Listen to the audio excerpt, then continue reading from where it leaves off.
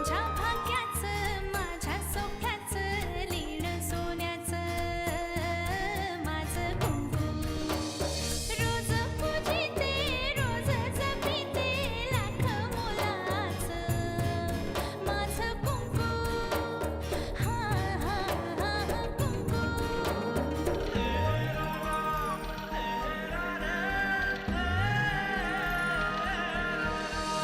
मन माझे घर झाले त्याचे मोर स्वप्नांचा दारी नाचे शब्द त्याचे अमृताचे स्पर्श त्याचे चांदण्याचे त्याच्या श्वासाचे त्याच्या डोळ्याचे गुज सांगते माझं कुंकू हा हा हा कुंकू हा हा हा कुंकू काल रात्री तू जे काही बघितलंस ते जर कोणाला सांगितलंस ना तर मी कोणाशपथ नाही सांगणार, कोणाला नाही सांगणार. सव्वाच्या रात्री पण काही जणांनी वनिताबाईंना पाहिलंय परशुराम रावांसोबत. काय पण करा, पण हे लग्न नका होऊ देऊ, नका होऊ देऊ. तुझ्या मुख्याध्यापकांचं गणित सगळं कळलंय आम्हाला. मला हाताला धरून बाहेर काढता येतं. वाकनीस पाहुण्यांची कसं बोलावं हे कळत नाही का? वाजा आत जा. जानकी जानकी अगं आपण काय लपाछुपी खेळतोय का? नाही ते मला थोडं काम होतं ना तर मी एक मिनिट, काम गेलं खड्ड्यात. आधी काय बोलून गेलीस ते सांग.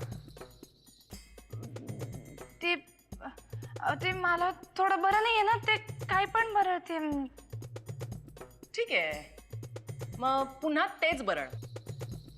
काय काहीतरी म्हणत होतीस ना, काही झालं तरी हे लग्न होऊ देऊ नका. काय ग, कोणाचं लग्न आणि कोणाशी होऊ देऊ नका? मला काय नाही माहित. मलाही काही माहित नाही, पण तू मला आत्ता सांगणार आहेस. कोणाचं लग्न? ए उगाच शहाणपणा करू नको, तुला सगळं माहितीये. मी काय बोलले असेल तर मला माफ करा. ए अगं जानकी, रडतेस काय वेडाबाई? नाही माहिती तर नाही माहिती, ठीक आहे ना, रडू नकोस ना. जाऊ. ठीक आहे, जा.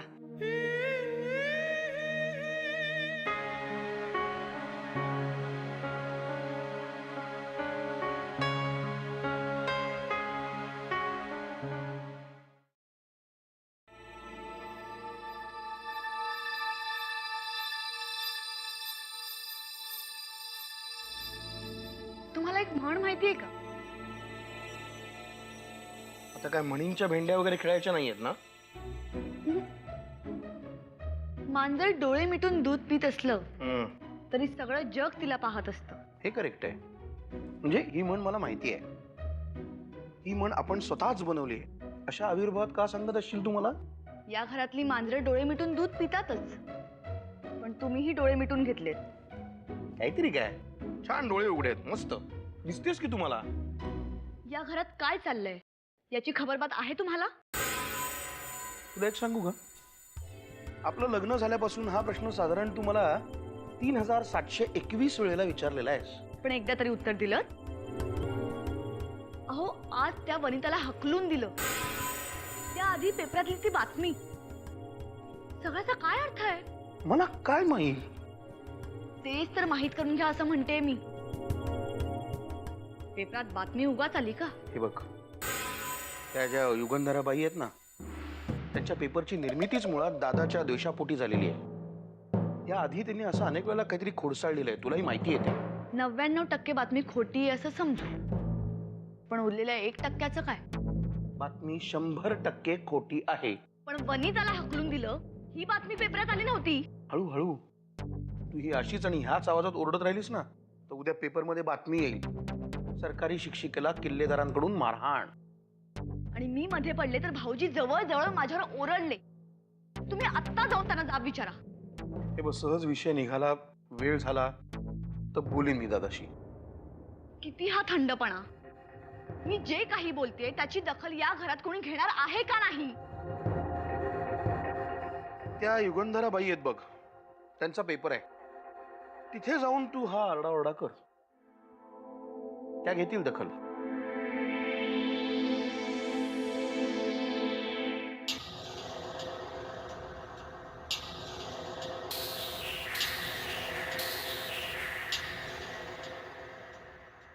तुझ्या नावाचं कुंकू लावणारी निघून गेली.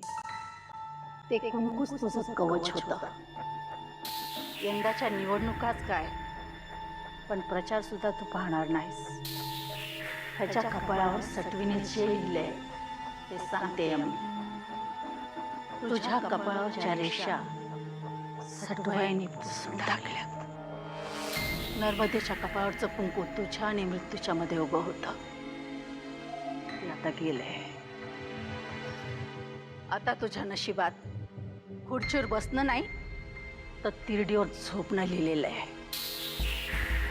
तुझ्या अवतीभोवती कुंकवाचं कवच होतं म्हणून तू वाचलास. तुझ्या नावाने कुंकू लावणारी सुहासिनी सौदामिनी बनून तुझ्यात आणि मृत्यूत उभी होती. त्यामुळे कित्येक वेळा वेळ येऊनही तुझा काळ येत नव्हता म्हणून तू वाचलास. पण आता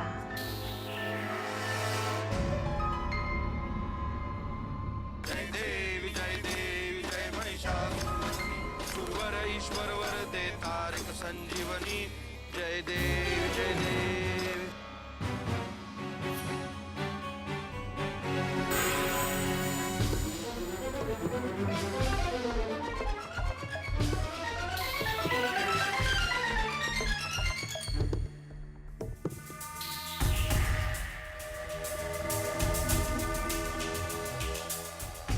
या आता.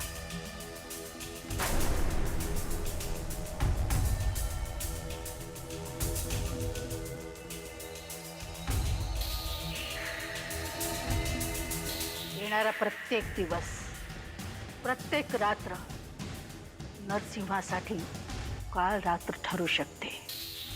वहिनी साहेबांच्या जागी साहेबांच्या नावानं कुंकू लावणारी दुसरी कोणी आली तर?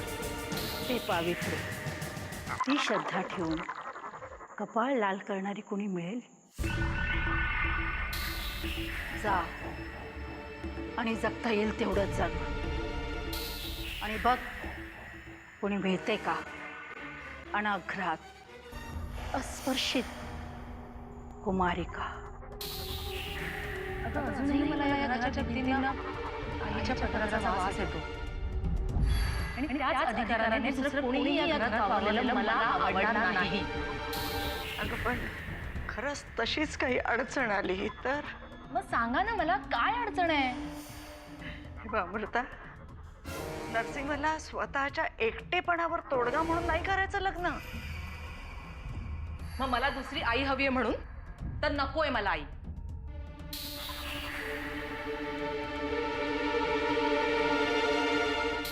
चला चला, खूप झालं. चला चला.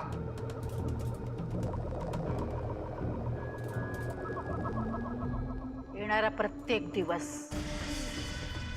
प्रत्येक रात्र नरसिंहासाठी काळ रात्र ठरू शकते. काळ रात्र ठरू शकते. तुझ्या कपाळावरच्या रेषा सटवाईने पुसून टाकल्या. सटवाईने पुसून टाकल्या. आता तुझ्या नशिबात तिरडीवर झोपणं लिहिलेलं आहे. तिरडीवर झोपणं लिहिलेलं आहे.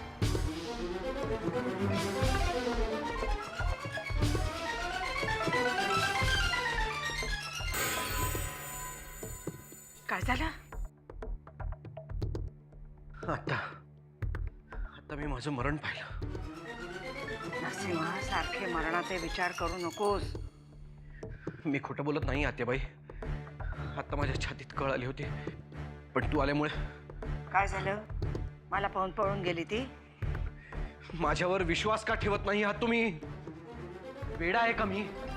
तुला काहीही झालेलं नाहीये. मी ते होऊ देणार नाही. विधिलिखित कसं बदलणार आहेस आत्याबाई? कुठून आणणार आहेस अस्पर्शित कुमारिका? माझं मरण अटळ आहे. अटळ आहे माझं मरण.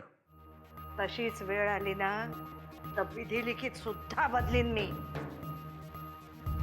अरे तू कुणाचं काय वाईट केलंस म्हणून तुझं कोणाचं वाईट होईल? नर्मदेनं कोणाचं काय वाईट केलं होतं तरी तिची वेळ आल्यावर ती गेलीच ना. नरसिंहा, तुझी वेळ अजून आलेली नाही. अरे एक वनिता नालायक निघाली म्हणून सगळं संपलं असं समजू नकोस. तिचा विषय नको. कुठल्याही मुलीच्या येण्या न येण्याने माझं प्रारब्ध बदलणार नाही. परशूसारख्या अडचणी येतच राहतील. जाब विचारणार आहे पण मी त्याला. त्याच्याशी बोलायला जाऊ नकोस. अंगावा करेल तो. माझे त्या बाईशी आधीच संबंध होते, तुम्हीच तिथे का गेलात असं त्यांनी विचारलं तर? दात घशात घालीन वेळ पडली तर. अरे मग एवढे दिवस संयमाने राहिलास त्याचं काय? त्याचीच फळं भोगतोय मी. आता माझ्या हातात काही राहिलेलं नाहीये आत्याबाई. बघेन नाही तर मी स्वतःलाच. बस, खूप बोललास. बस. आत्याबाई,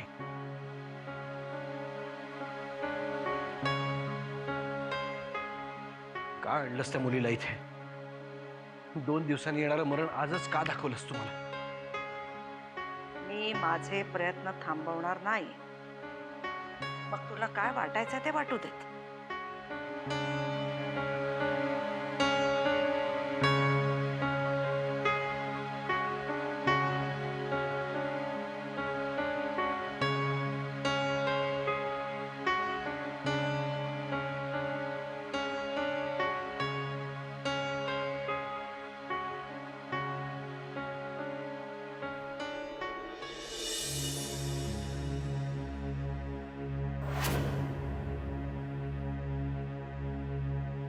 काय ग, तू आजारी आहेस ना, आणि त्यात असा अंधार करून बैस, मग झालंच.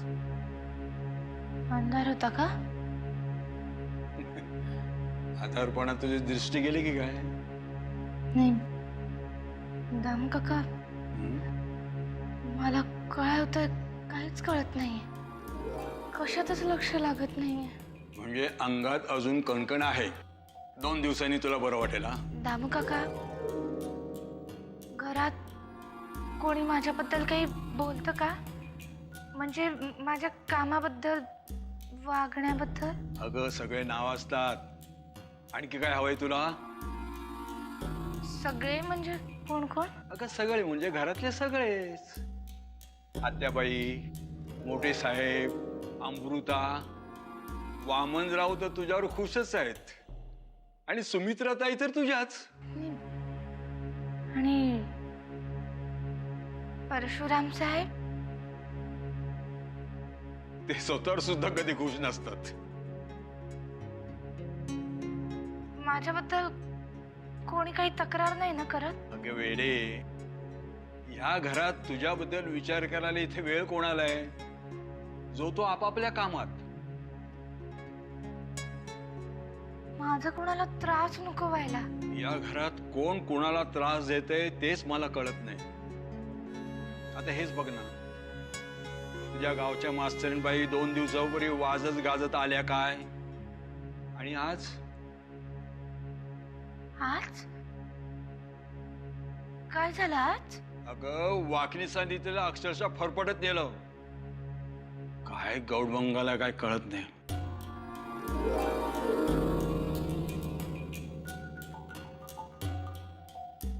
अगं वाकणी सांगितलेलं अक्षरशः फरफटत नेलं.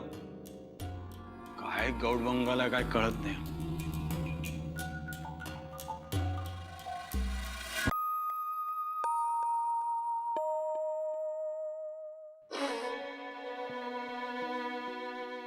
काय हो? काय झालं? कशापायी असं 3 दिवसांच्या यायला डोळ्यातून पाणी काढताय? रखमा, तीसभर दगडी फोडून माती वाहून अग नुसतं पिळवटून निघतं बघ. इतकं पिळवटून निघतं, विचार करायला वेळच मिळत नाही. पण हा दिवा पेटला की जानकीची आठवण लई त्रास देते. मग सैर भैर व्हायला होता. अहो, आपल्याला बोलता तरी येतं, पण गण्याने काय करावं? रात्रीचा झोपेतून ताई ताई म्हणून रडत उठतोया.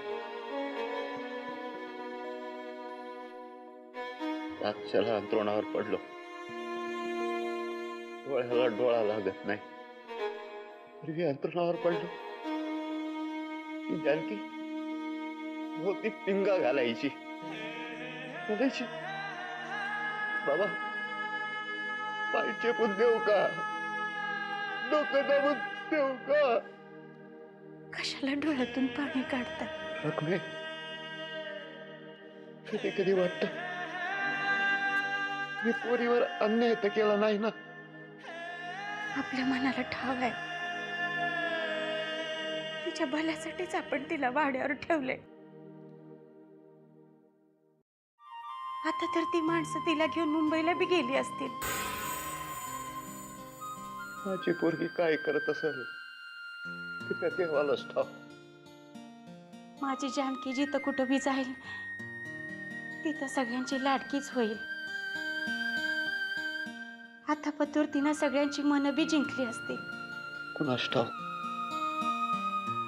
पण आपण पोरीचं मन दुखावलं हे मात्र कर. मी तर देवाकडे रोज एकच मागणं मागते, जिथं कुठं माझी जानकी असेल तिथं तिला सुखात ठेव. मी सुद्धा देवाकडे एकच मागणं मागतो, देवा माझे डोळे कायमचे मिटण्याआधी माझी जानकी मला एकदा तरी दिसू दे. असं कशाला तिने सांजेच्या वेळेला अभद्र बोलताय?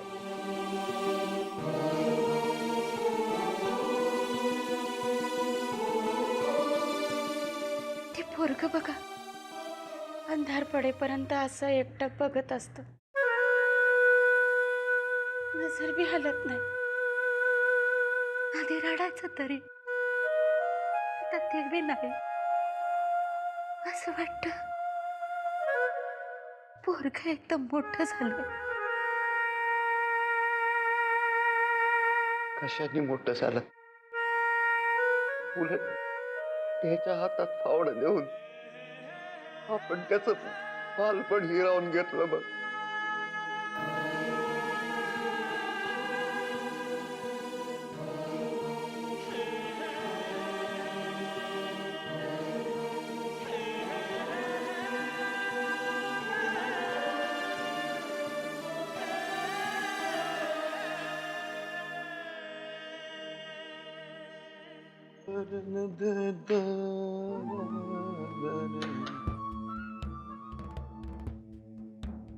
काय दामू शेठ,